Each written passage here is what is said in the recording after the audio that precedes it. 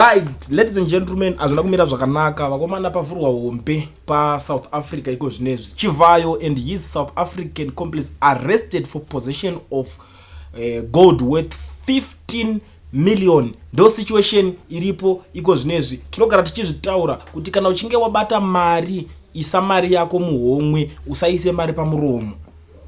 Bara wana vazvinzwisise kuti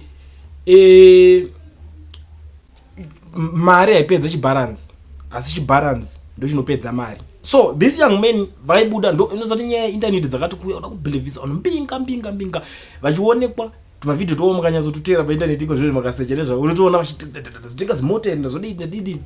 South Africa yakatarisa zvayo. South Africa iri different neZimbabwe yekuti kana kuti vakakufunga icha zviya zvekuti toda kumboona kuti vanhu vari kunyatsoita nezve source of income yavo iri kunyatsobva nekupi, chichi kunyatsotora nzvimbo. 2 minutes anenge atodhila nemi pakapedza nemi.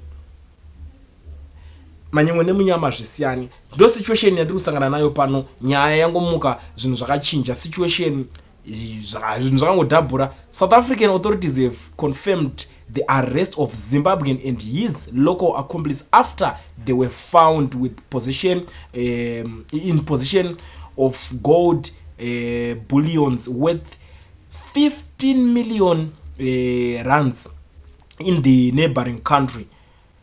Curiously, the Zimbabwean has been identified as Chivayo, aged 33, whose relations with controversial multi-millionaire entrepreneur and dealer could not be immediately established. According to social media reports, the pair was busted by the Hawks at an estate in South Africa, but origins of the precious mineral not revealed. Two suspected, namely Chivayo, 33, a Zimbabwean national, and Ayanda Brian Gungwa, 20, a South African, were apprehended at a handwork estate by the Hawks Serious Organized Crime Investigation Team. That's the current situation in South Africa right now. That is the current situation. I don't know kuti munhu kana achinge, I don't know kuti mari yacho inenge yanyatsovava zvakaita sezvekuti unosvika pakubva watongoonekwa negold remari yakawanda kudai so 15 million rands.